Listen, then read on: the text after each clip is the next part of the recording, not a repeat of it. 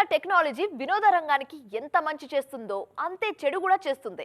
Cinema making లో AI వాడకం వల్ల లాభాలతో పాటు నష్టాలు కూడా ఎక్కువగానే కనిపిస్తున్నాయి. పర్మిషన్ లేకుండా మరొకరి క్రియేటివిటీ కంటెంట్ లో మార్పులు చేయడం, వాళ్ళ ఇమేజ్లు, వాయిస్లు వాడుకోవడం లాంటి ఘటనలు వివాదాస్పదం అవుతున్నాయి. ధనుష్ హీరోగా ఆనంద్ ఎల్ రాయ్ దర్శకత్వంలో తెరకెక్కిన బ్లాక్ బస్టర్ మూవీ రాంఛనా 2013లో రిలీజ్ అయిన ఈ సినిమా సంచలన విజయం సాధించింది. ఈ ఒక్క సినిమాతోనే బాలీవుడ్ లో జెండా పాతేశారు ధనుష్. అందుకే ఆ సినిమా రిలీజ్ చేసేందుకు ఏర్పాట్లు చేస్తున్నారు మేకర్స్. ఈ రిలీజ్ విషయంలోనే వచ్చింది అసలు సమస్య. రాంఛనా ఒరిజినల్ వర్షన్ లో సినిమా నెగటివ్ క్లైమాక్స్ తో ముగుస్తుంది. కానీ రిలీజ్ కోసం ఆ క్లైమాక్స్ ను మార్చేస్తున్నారు. మళ్ళీ షూటింగ్ చేయకుండా కేవలం ఏఐ టెక్నాలజీ ద్వారా హీరో క్యారెక్టర్ క్లైమాక్స్ లో బతికే ఉన్నట్టుగా చూపించబోతున్నారు. ఈ మార్పులపై దర్శకుడు ఆనంద్ ఎల్ రాయ్ అభ్యంతరం వ్యక్తం చేశారు.